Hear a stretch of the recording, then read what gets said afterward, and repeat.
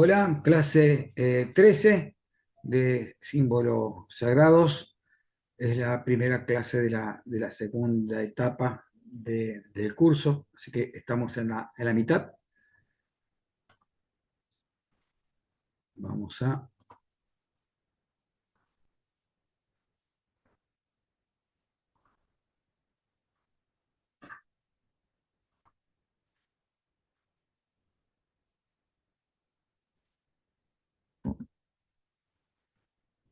vamos a comenzar con las frases de Bioy Casares del libro La invención de Morel. Dice: acostumbrado a ver una vida que se repite, encuentro la mía irreparablemente casual. En este libro plantea Bioy Casares el tema de la circularidad del tiempo que se repite y se repite y se repite y se repite, y la está enfrentando justamente a la vida del personaje, que tiene un tiempo lineal, ¿no? ¿A qué le llamamos tiempo lineal y tiempo cíclico? Bueno, tiempo cíclico es esto que decíamos, ¿no?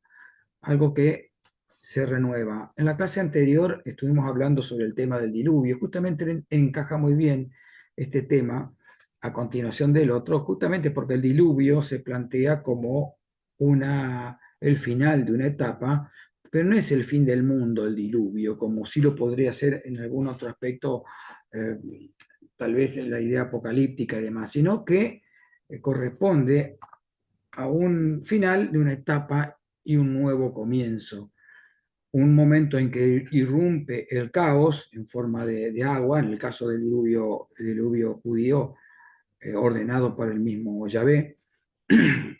Eh, a partir de esa muerte, los sobrevivientes del diluvio generan una nueva, como si fuera una nueva creación, un nuevo ciclo de la humanidad, en donde se realiza para los judíos la nueva alianza con la divinidad. Entonces, justamente, y al tiempo lineal lo podríamos considerar como que tiene un tiempo que tiene un principio y tiene un final.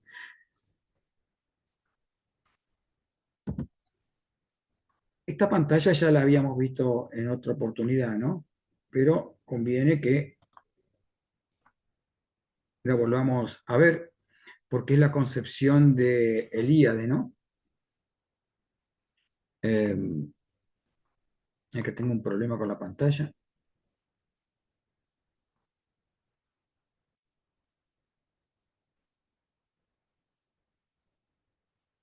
que no lo puedo solucionar.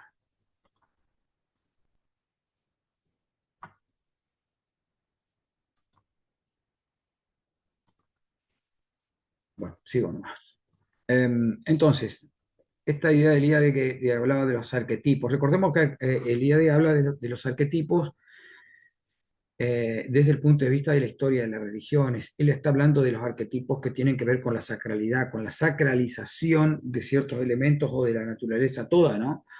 Y a partir de ahí, las sociedades, a través del rito periódico, justamente, rememoran ese acto de creación de algo, de lo que sea, pero particularmente el del cosmos que se hace en el Año Nuevo, y eso se va repitiendo y es lo que va quedando en la sociedad. Por eso la idea del tiempo cíclico, ¿no? Me gusta oponerlo un poco a lo que es el arquetipo desde el punto de vista de Jung, que lo toma justamente de la psicología analítica y marca a estos arquetipos como estos elementos muy profundos en lo inconsciente colectivo, y que en un momento se manifiestan, que llegan a nivel consciente a través de lo que son específicamente los mitos, ¿no? En el caso que estamos hablando de las sociedades, ¿no? El caso de las personas tienen un esquema equivalente, pero el que nos interesa a nosotros es el que está instalado en lo inconsciente colectivo, en la profundidad oscura de la psique. Entonces el mismo concepto, en todo caso la misma palabra, pero abordado desde dos posturas distintas. Una es de la historia de las religiones, de la sacralidad, y la otra es desde el punto de vista de la psicología analítica.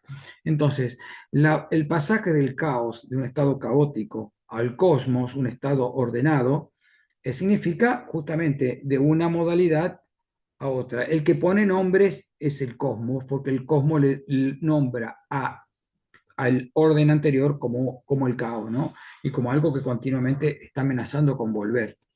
Entonces, el acto de creación instala una organización del material que en el caos, desde el punto de vista del cómo, se mantiene de una manera totalmente desordenado, pero en potencia. Por eso hablábamos del tema del diluvio, justamente como algo en lo que está todo diluido, pero está todo ahí, porque el material de la creación va a salir de esa acuosidad, ¿no? De esa acuosidad infinita originaria o que aparece nuevamente con el diluvio. Entonces, aparece cuando se crea el cosmos, cuando se hace cosmos, se le delimita un espacio sagrado que era el ombligo del mundo, donde era el centro del orden, y a partir de ahí se iba alejando de ese extremo ordenado que era el eje del mundo, ¿no? Y también aparece el tiempo sagrado, porque el rito al repetirse el rito, genera la idea de una renovación no solamente espacial, sino también temporal. Y cuando hablamos de temporal, tenemos que poner eh, estas cuestiones un poco de la lengua, ¿no? Que tienen que ver con el tiempo, con la palabra tiempo, porque la palabra tiempo tiene que ver con recorte. Entonces, un recorte en la eternidad es un tiempo. Un recorte tiene un principio y un final, un pedacito, por así decir, que tiene principio y final. Y el resto no tiene ni principio ni final, es eterno. Por eso hablar de tiempo cíclico es como una especie de contradicción, pero bueno, nuestra lengua tiene la limitación en este aspecto, ¿no? Que tenemos que llamarle tiempo cíclico cuando en realidad es ciclo, debería ser directamente, o eternidad. El mundo tiene sentido y se repiten los arquetipos que le dieron origen, ¿no? Repetición del acto cosmogónico todos los años a través de los rituales y la amenaza del retorno de las fuerzas del caos, que es lo que estábamos comentando recién.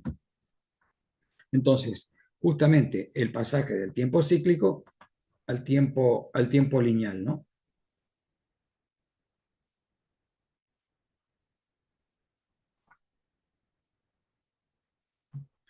Eh, entonces, el hombre, esto que tiene que ver con los arquetipos, ¿no? El hombre hoy en el caso específico que nos interesa ahora, es mortal porque algo pasó en el tiempo primordial, en el tiempo de esta aparición de estos arquetipos, de estas manifestaciones de las divinidades que hicieron en un momento. Entonces, todas las cosas que tenemos, eh, tanto las cosas materiales como las cosas espirituales, es porque algo pasó en el comienzo de los tiempos, cuando apareció el cosmos o en los momentos inmediatos que siguieron.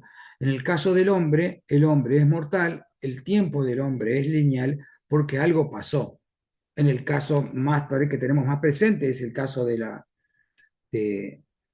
el caso de lo que pasó en el paraíso, esa desobediencia de la primera pareja, provocó la aparición del trabajo y de la muerte.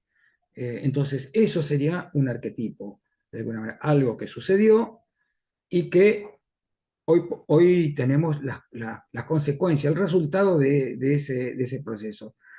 Cosas para bien o para mal, la aparición del arado, por ejemplo, hay otro tipo de arquetipo que también apunta a eso. Entonces, tanto las limitaciones como los aspectos positivos que tenemos nosotros, que consideramos positivos, aparecieron en ese tiempo en base a un arquetipo.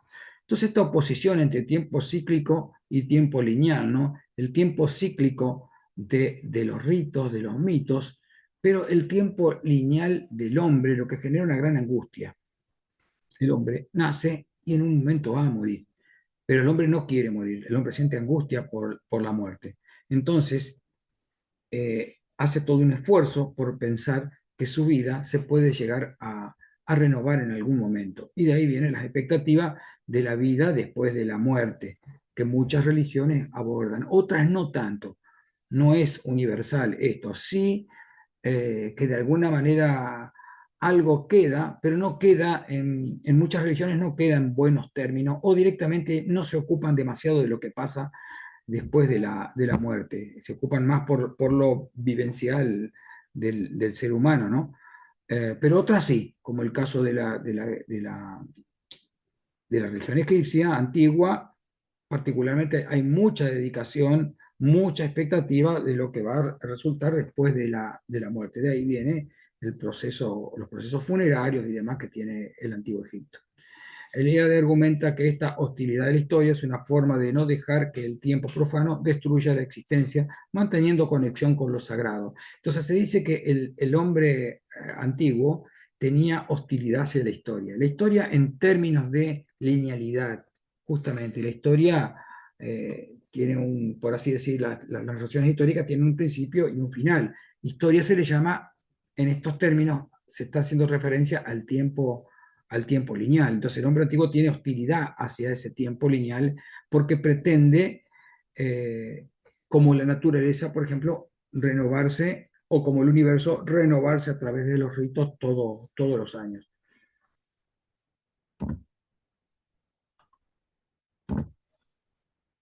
El hombre es mortal. Este pequeño párrafo está sacado de Imágenes y Símbolos de Elíade, ¿no? Dice: las sociedades tradicionales imaginan la existencia temporal del hombre no solo como una repetición ad infinitum de determinados arquetipos y gestos ejemplares, sino también como un eterno volver a empezar.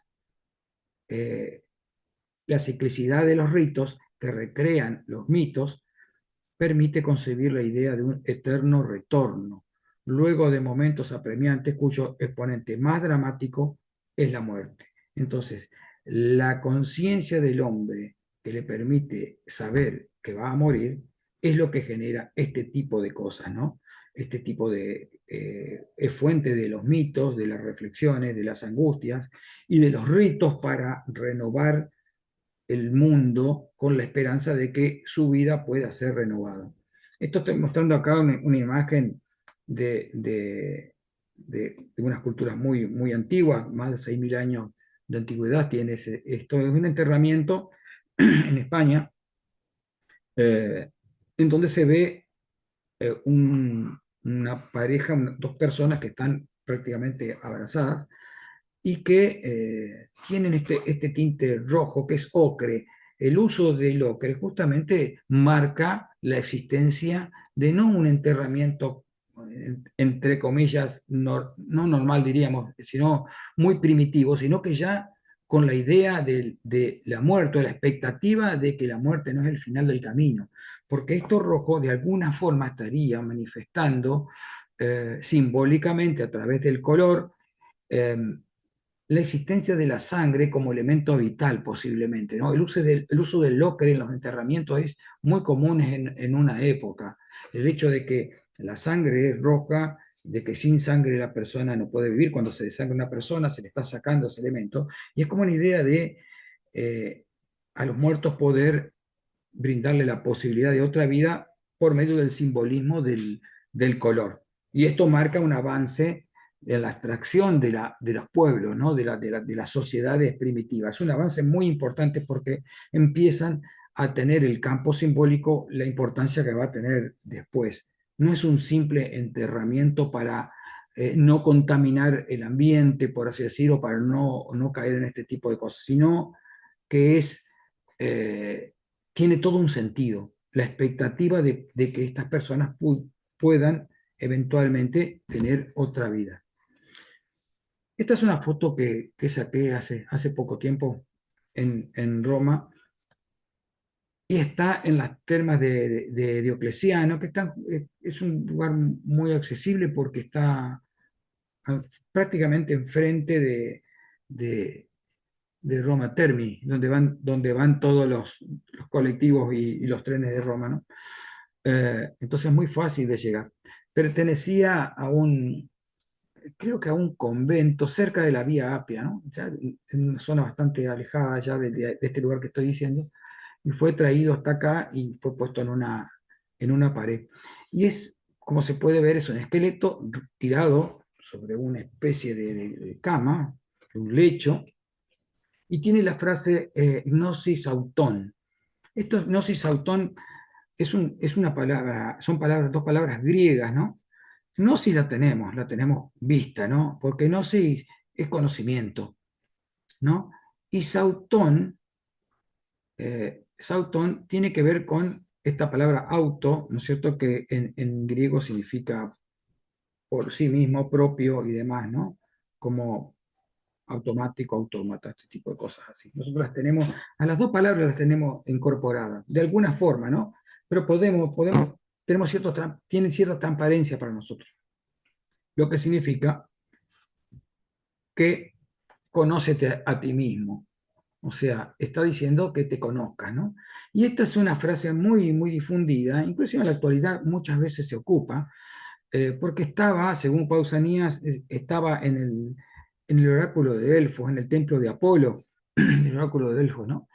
Eh, pero claro, este tipo de palabras nos llegan a nosotros de una manera y las aplicamos de una manera que no es el espíritu que tenían en la época.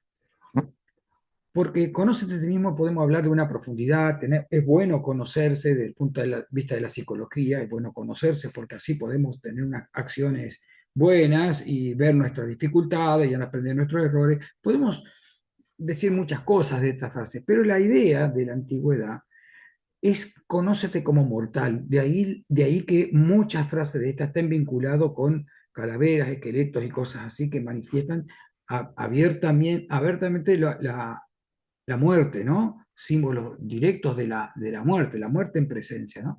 Pero fíjense que ese esqueleto no está tirado ahí, no está enterrado, no está en una posición de un muerto en sí, sino parece ser un esqueleto viviente, ¿no? Está como disfrutando en una cama y con las piernitas cruzadas.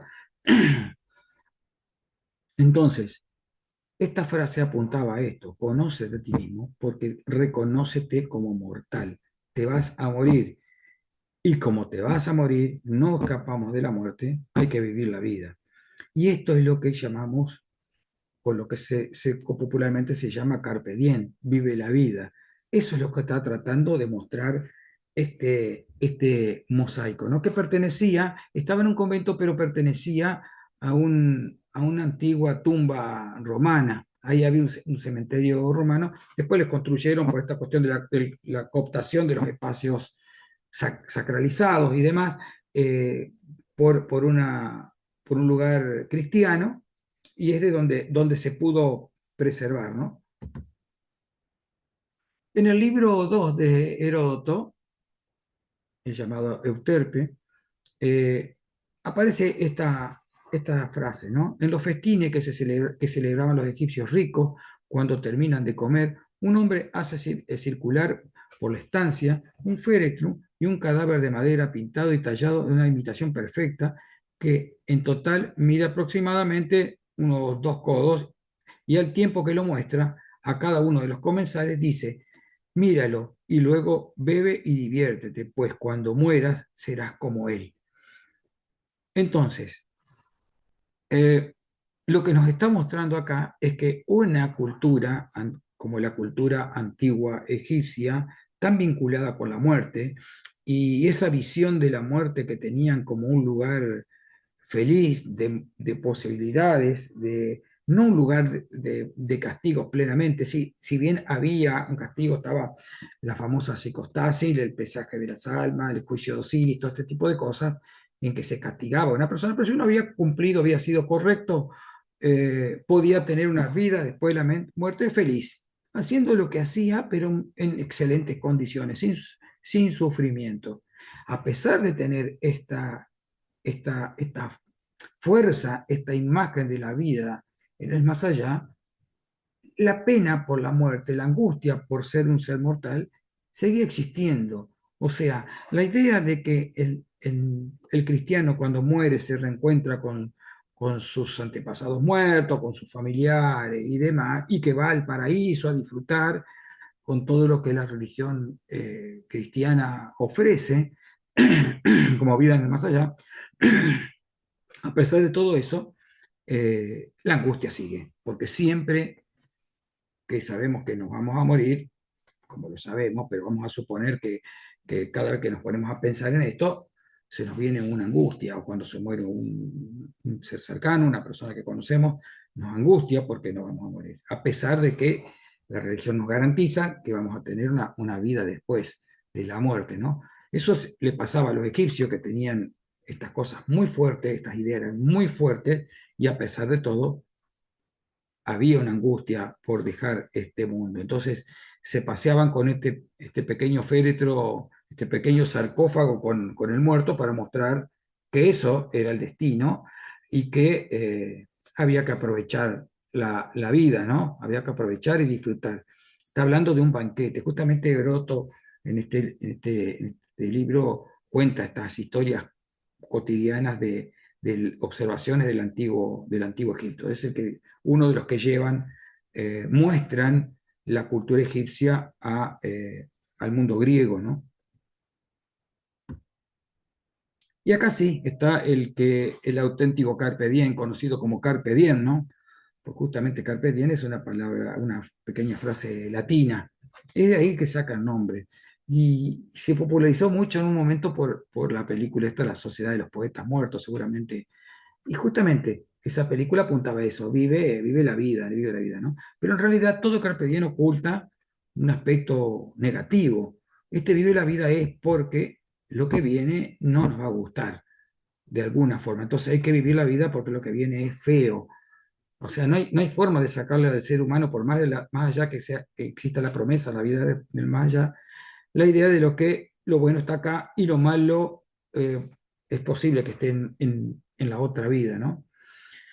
Dice, no pretende saber, pues no está permitido, el fin que a mí y a ti, Leucónoe, nos tiene asignados los dioses, ni consulte los números babilónicos. Este Leucónoe en origen es una divinidad, pero acá Horacio lo toma como si fuera una persona, mortal, ¿no? Inclusive el nombre, Leucos, es brillante, claro, blanco, da idea de esto en griego, ¿no? Y justamente lo que quiere plantear es que esta persona es blanca de mente, en lo que significa, en todo caso, ingenua. En este caso parece apuntar a eso, porque hizo, no consulte los números babilónicos, o sea, no creas en lo que te dice la astrología, porque no tienen ningún sentido, eso no tiene ningún valor. Entonces, le está tratando de explicar una cosa, ¿no? Y que la astrología es como una salida falsa, no es verdad lo que dicen los números babilónicos. Mejor será aceptar lo que venga, ya sean muchos los inviernos que Júpiter te conceda, o sea, el último, el que ahora hace que el mar Tirreno rompa contra los opuestos cantiles. No seas loca, filtra tus vinos y adapta al breve espacio de tu vida una esperanza larga. Mientras hablamos, huye el tiempo envidioso. Vive el día de hoy. Y ahí ese vive el día de hoy es que nosotros traducimos. Acá el traductor dice vive el día de hoy, es la frase del carpe diem, ¿no? Carpe diem dice ahí. Captúralo, no confíes del incierto mañana. Carpe diem quiere decir levanta del día, quiere decir aprovecha el día de alguna manera, ¿no? Y es justamente lo que le dice, porque aproveché el día porque lo que viene es la muerte y como que no te fíes del incierto mañana, no creas en lo que dice la astrología y en lo que dicen las mismas religiones. No se sabe, no tenemos forma de saber. Entonces todo carpe diem que se usa de manera positiva y estimulante, oculta, pero porque somos como amantes de las frases. Vivimos en un tiempo donde las frases motivadoras tienen un valor por encima de cualquier cosa, ¿no? Sin embargo, estas frases motivadoras, como estos carpe diem, toda frase motivadora está sacada de contexto, porque puede ser un texto motivador desde antes, pero cuando uno se queda con la frase, toma como esa síntesis, pero no todas las frases estimulantes tienen un trasfondo positivo y estimulante. En este caso no lo tienen, justamente tienen detrás bueno, que nos vamos a morir. Y solo nos quedamos con la frase estimulante. Bueno, puede ser un mecanismo de defensa también, ¿no? Pero de alguna manera es esto, los carpe diem generalmente tienen esta frase estimulante porque están poniendo énfasis en que nos vamos a morir. En este texto de Séneca dice, es muy corta y desasosegada la vida de aquellos que olvidan las cosas pasadas, descuidan las presentes, abrigan temores del porvenir cuando llegan al final. Comprenden tarde los pobres cuánto tiempo han estado ocupados en no hacer nada. Yo decía en la clase que parece la frase de John Lennon, ¿no? Se parece a eso, ¿no? La vida es algo así, como que la vida es lo que pasa mientras vos te dedicas a hacer otras cosas, ¿no? Entonces está poniendo énfasis en esto, ¿no? En hacer, hacer y en pasarla bien. Y este es otro mosaico de la región de Antioquía, ¿no? En- creo que este pertenece, si no, sí, eso es de la etapa greco-latina, ¿no? Siglo III antes de Cristo. Y nos está mostrando, esto estaba en un salón comedor amplio y era muy común este tipo de cosas. Acá vemos un esqueleto reclinado también, no está tirado para nada, está como disfrutando, ¿no? Hasta tiene una sonrisa. Bueno, todos los esqueletos sonríen, así que la muerte no puede ser tan mala. Eh, también las piernas como descansando en un lecho y ahí al lado hay una tinaja, supuestamente de vino, y panes, ¿no? Panes, y además tiene un recipiente con vino ahí, ¿no? Y tiene la frase sea alegre en griego también, ¿no? Esto expresa algo así como sea alegre, el alegre, eso lo traducen así. Entonces, esto era muy frecuente en los comedores donde se invitaba a la gente a disfrutar de la vida, a disfrutar de los placeres. Disfrutemos los placeres porque vamos a morir. O sea, si no disfrutamos ahora, no en la otra vida aparentemente no, por lo menos démosle el beneficio de la duda, no sabemos si vamos a disfrutar. Lo más probable es que no. Lo más probable es que no. A eso apuntan estas frases, ¿no? Justamente esto que decíamos al principio, ¿no? El hombre marcado por la linealidad del tiempo, por la finitud del tiempo, por la historia, por esto que tiene principio y tiene un final. Al contrario de otros aspectos del universo en donde las cosas, de acuerdo con los antiguos, se reciclaban no en el sentido actual, sino se volvía al ciclo. Eso es, ¿no? Hoy reciclar tiene otra connotación, ¿no? Pero esto de volver a nacer, esto, volver a nacer, y en mejores condiciones muchas veces. Este es el canto del arpista, un texto, es muy antiguo, para lo que estamos trabajando nosotros, es muy antiguo, datado en el siglo XXI antes de Cristo, finales del primer periodo intermedio. ¿Y por qué ponemos énfasis en esto? Bueno, está como dedicado a Intef y no se sabe bien qué Intef hay, porque hay varias personalidades con nombre Intef, pero y que en la tumba de Intef no se encontró porque aparentemente ninguna de las tumbas, estas están todas destruidas, saqueadas y demás, así que el texto no está en esta tumba, porque no están las tumbas, están desaparecidos, pero nos ha llegado a través de un papiro, porque se ve que fue bastante popular, depende de los momentos de Egipto, fue bastante popular. Y dicen, por ejemplo, finales del primer periodo intermedio. Recordemos que los periodos intermedios eran periodos de caos y de desorden social interno, donde la figura del faraón que unificaba los dos países se veía afectada, en donde crecían los poderes locales de los nomarcas y cada región hacía lo que quería y la ley era propia de los lugares y no una ley unificada y personificada a través de la autoridad del faraón. Eran vistos como momentos de inestabilidades sociales, económicas y demás. Y por eso aparecen también estas cosas ahí, se ponen énfasis en estos momentos, ¿no?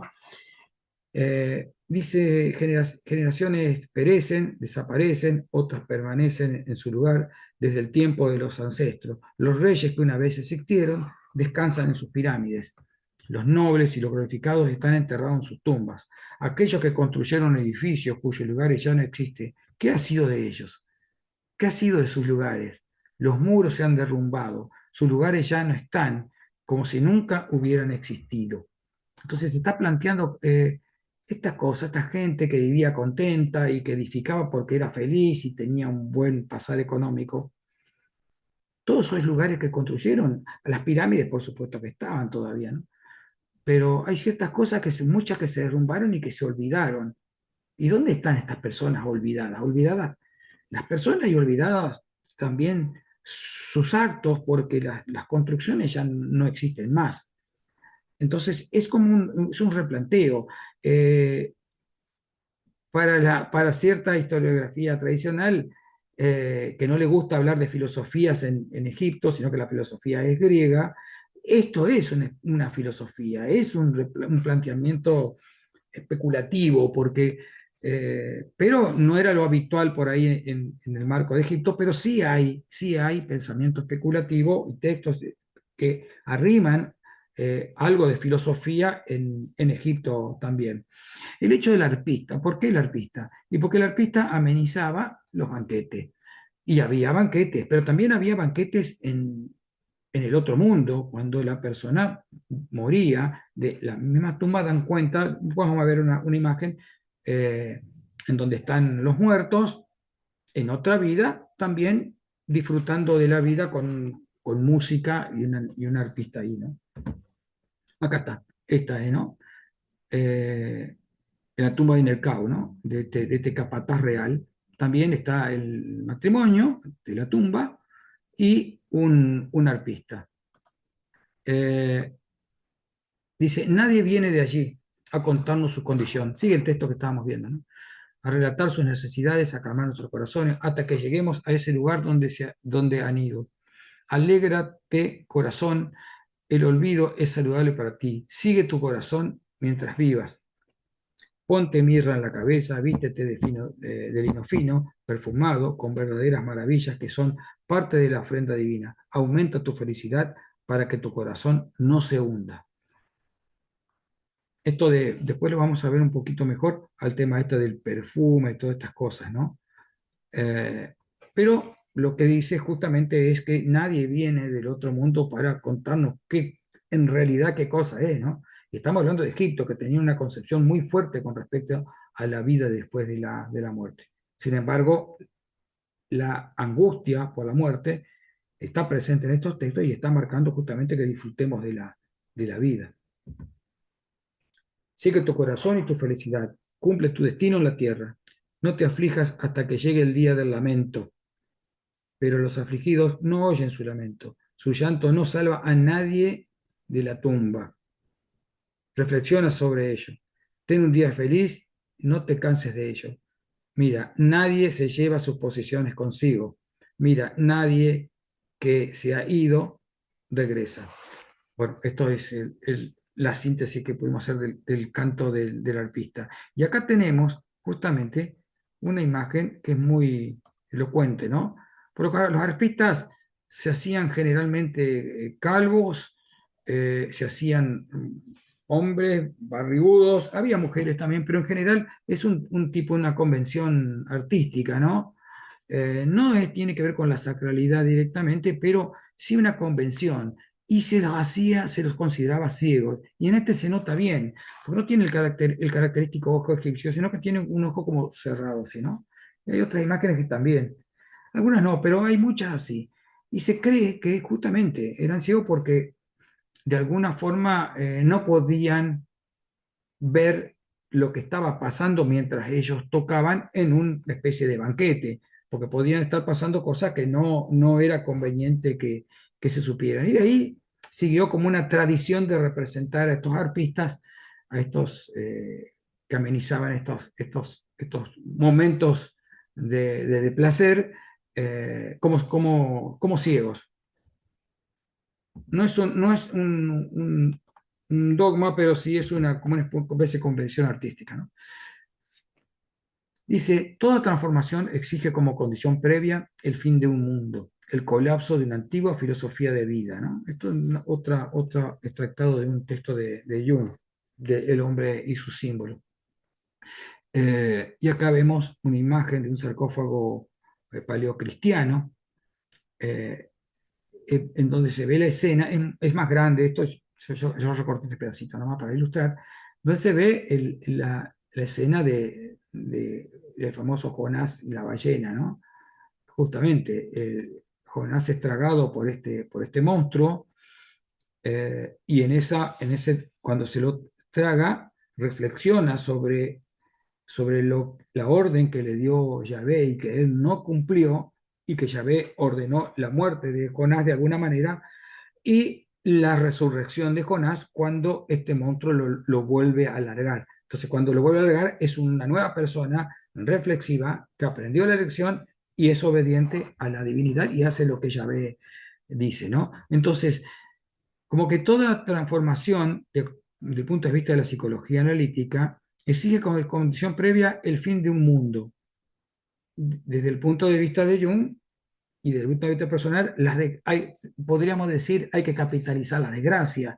Cuando nos pasa algo es porque de alguna manera las sombras emergieron, nos afectaron de alguna manera, y tenemos que convivir con eso y sacar el mejor provecho de esa situación conflictiva, de ese pequeño fin del mundo que podemos tener las personas o que tienen las sociedades a través de los mitos, ¿no? Que lo expresan a través de los mitos.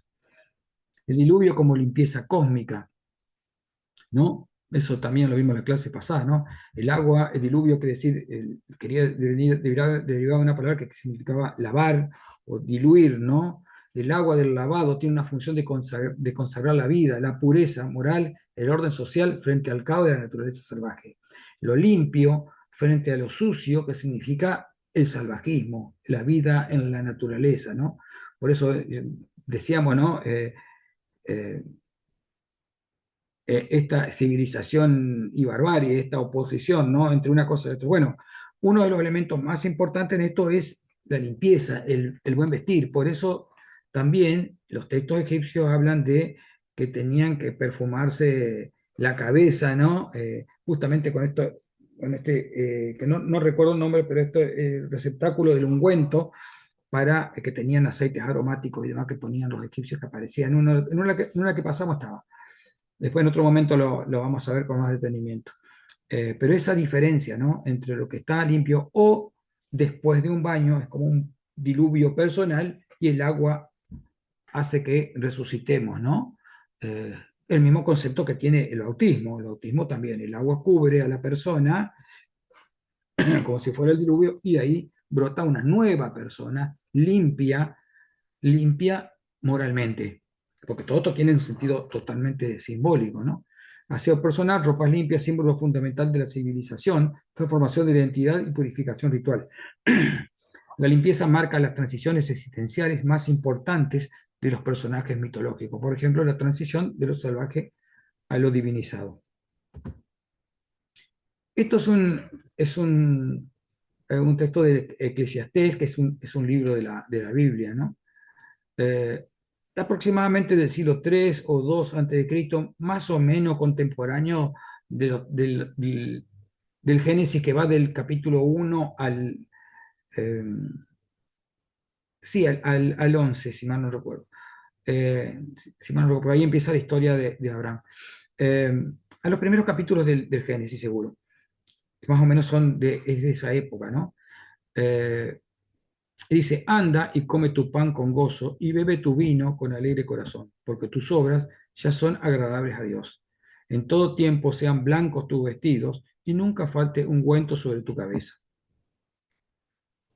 Goza de la vida con tu mujer que amas todos los días de la vida de tu vanidad que te son dados debajo del sol. Todos los días de tu vanidad, porque esta es tu parte en la vida, en tu trabajo con que te afanas debajo del sol. Entonces, Eclesiastés, el libro judío, aceptado también por el cristianismo, siglo III o II antes de Cristo. Esto es del poema de Gilgamesh.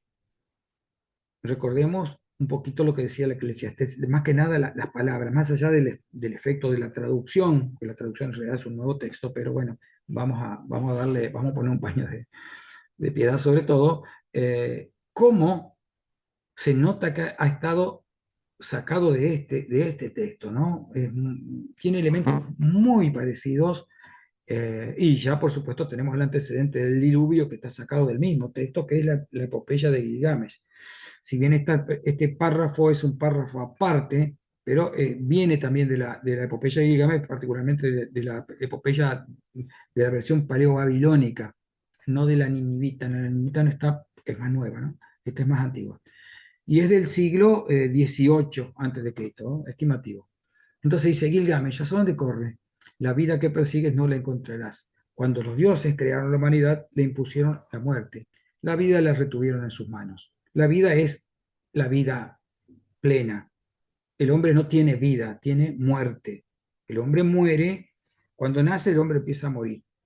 Y al final de un tiempo se cumple, pero cuando hablan de vida están hablando de la vida eterna, no de la vida del hombre que es totalmente limitada. Eh, entonces dice, tú, Gilgamesh, llena tu vientre día y noche, vive alegre, haz de cada día un día de fiesta. Esto se lo dice la tabernera Siluri, una tabernera que está al final del mundo, ya al límite con el océano cósmico, a donde se dirige Gilgamesh para entrevistar a Utnapishtim, que era el inmortal que vimos en la clase anterior, la del diluvio, ¿no? Este es el párrafo anterior a la entrevista con este inmortal, ¿no? Dice, diviértete y baila día y noche, que tus vestidos estén inmaculados, lavada tu cabeza, porque los párrafos son muy parecidos. Y el orden también, ¿no? Tú mismo estés siempre bañado, mira al niño que te tiene de la mano, que tu esposa goce siempre en tu seno, esto también está en el anterior. Tal es el destino de la humanidad. Entonces, el disfrute es el destino de la humanidad, el disfrute en el tiempo, en el corto tiempo de la vida, porque el hombre se va a morir. Entonces, es otra especie de carpe diem, diríamos, pero que tiene justamente muy fuertemente instalado la idea de la mortalidad propia del hombre, porque en un momento los dioses pasó algo que declararon que el hombre iba a morir. Y esto es de Borges. Es el cuento, la trama. Para que su honor sea perfecto, César, acosado al pie de la estatua por los impacientes puñales de sus amigos, descubre entre las caras y los aceros la de Marco Bruto, su protegido, acaso su hijo, y ya no se defiende y exclama, tú también, hijo mío. Shakespeare y Quevedo recogen el grito patético. Al destino le agradan las repeticiones, las variantes, las simetrías. 19 siglos después, en el sur de la provincia de Buenos Aires, un gaucho es agredido por otros gauchos y al caer reconoce a un ahijado suyo y le dice con mansa reconvención y lenta sorpresa. Y acá Clara Borges, estas palabras hay que oírlas, no leerlas. Pero che, lo matan y no sabe que muere para que se repita una escena. Esta es una de los elementos recurrentes en Borges, en que trata justamente de la ciclicidad del tiempo, porque tiene otros escritos y ensayos donde se habla también de la linealidad del tiempo, pero particularmente le atraen mucho estas paradojas del tiempo cíclico y el tiempo lineal. Y acá está poniendo énfasis justamente que el universo le interesa, le gusta jugar con la ciclicidad del tiempo y de repetir ciertas escenas, por más que sean en contextos totalmente distintos, como es la muerte del César, y una escena que no tiene ninguna importancia histórica, porque se trata de una muerte de una persona por ni sabemos por qué, es un muerto más, un asesinato más. Sin embargo, de acuerdo al razonamiento de Borges, es porque al universo le interesa esta idea de las ciclicidades, ¿no? De repetir escenas. Entonces, acá estamos mostrando justamente lo que es el ciclo. ¿Por qué el tema del ciclo? Por la muerte. Pero ¿por qué la muerte también como elemento importante? Porque el hombre ve que hay cosas que parecen no morir, como ciertos animales, por ejemplo, como la serpiente que parece no morir, ¿no? O el escarabajo en Egipto, particularmente otro elemento inmortal. Y la misma naturaleza muere, pero se renueva. Es como que resucitara todos los años en el ciclo anual. Entonces, la idea, la esperanza del hombre de poder participar de alguna manera de ese ciclo y poder vivir después de la muerte, ¿no? Esta repetición del acto cosmogónico que oportunamente propicia los rituales que reactualizan el mito, ¿no? El mito del eterno retorno, como diría Elíade. El tiempo sagrado, la asimilación de la vida del hombre a la naturaleza, conjura la muerte, ¿no? Los ciclos naturales permiten ver la resurrección periódica del universo en el cual el hombre es partícipe. El hombre tiene esperanza de alguna forma de resurrección. Todo esto es lo que estuvimos hablando recién, ¿no? El rito perpetúa la sacralidad del lugar y condiciona la regularidad del tiempo. Entonces, la naturaleza se renueva todos los años y ese año tiene un comienzo. Ese ciclo tiene un nuevo comienzo todos los años. Este nuevo comienzo justamente es el que se pone de manifiesto como un momento de muerte y resurrección de la naturaleza. Generalmente los principios de año se hacían en Oriente Medio en la zona del... en Egipto era otra cosa porque estaban muy vinculados a la crecida del Nilo, ¿no? Pero particularmente en Mesopotamia eran durante los equinoccios, porque tiene un elemento simbólico muy importante los equinoccios, ¿no? Más allá de ir a los extremos de las estaciones, tienen la importancia simbólica de que, particularmente en el equinoccio de primavera, la luz, equinoccio quiere decir igual es noche, ¿no? Entonces, igual la noche y el día tienen la misma duración, pero en el de primavera comienza a imponerse a partir de ese momento eh, el dominio del día frente a la noche. Los días empiezan a ser más largos y en verano justamente se manifiesta eso el 21 para nosotros sería el 21 de diciembre, ¿no? Sería el día más loco. Entonces, la idea de imponer que la luz se va imponiendo sobre la oscuridad da una idea de esperanza y de renovación de la naturaleza. Eso se marcaba generalmente por la muerte de alguna divinidad, en este caso Dumuzi, como parece ser el de este sello cilíndrico, ¿no? Del más o menos del 3200 antes de Cristo, muy antiguo, ¿no? Donde se ve a esta escena que se llama el Señor de los Animales, una escena emblemática, y esto va a tener mucho futuro porque todavía se siguen haciendo emblemas así, con un elemento central y flanqueado por dos imágenes. Una imagen es tipo especular, ¿no? La repetición a ambos lados de la figura central. Comercialmente, inclusive, hay muchas cosas que son así, y políticamente también, ¿no? Una personalidad central en los costados. Esto tiene su origen por acá, ¿no? Y él como el señor de la naturaleza, ¿no? Acá los animales están comiendo de los frutos estos, de estas rosetas y demás, ¿no? Y en el medio esta divinidad que supuestamente, en este caso, se pasó música, había pasado un tiempo en el inframundo y que sobrevive todos los años, se resucita todos los años, ¿no? Marzo indicaba el fin del invierno, el inicio de la época ideal para preparar la tierra y sembrar la semilla. Bueno, la naturaleza es el momento de renovación cósmica donde la vida vencía la muerte. La luz vence a la oscuridad en el equinoccio de primavera. Por eso muchos comienzos de año se dan, no todos, pero muchos se dan en primavera. Otros eran el equinoccio de otoño y otros también eran en el momento de los solsticios, ¿no? Pero particularmente estamos hablando de este de primavera. Entonces, vamos a terminar con esto. Otro aspecto de la epopeya de Gilgamesh ya es cuando está retornando. Urshanabi es el barquero que lo cruza eh, desde la isla donde está el inmortal Utanapishtim, ya esta vez de regreso, ¿no? Y Gilgamesh no encuentra la vida, digamos, la vida eterna. Utanapishtim se lo explica, que él es inmortal por una gracia de los dioses nada más, pero que el hombre es mortal. Pero le dice le hace buscar una planta que es una planta que mantiene el vigor. Entonces, va a ser siempre joven, o sea, no va a vivir eternamente, pero siempre va a ser joven, dice. Entonces, estas son palabras que le dice Gilgamesh al barquero, le comenta, dice, Ullana dice, esta planta es la planta que quita la ansiedad porque devuelve el vigor al hombre que la toma. Rejuvenece el hombre viejo, será su nombre. La tomaré y yo y volveré a mi juventud. O sea, la planta de la eterna juventud, sería algo así. Dice, vio Gilgamesh una poza de agua fresca y bajó hacia ella y en sus aguas se bañaba cuando la serpiente percibió el aroma de la planta, subió calladamente y se llevó la planta. Al partir dejó su piel. Entonces Gilgamesh se sentó a llorar.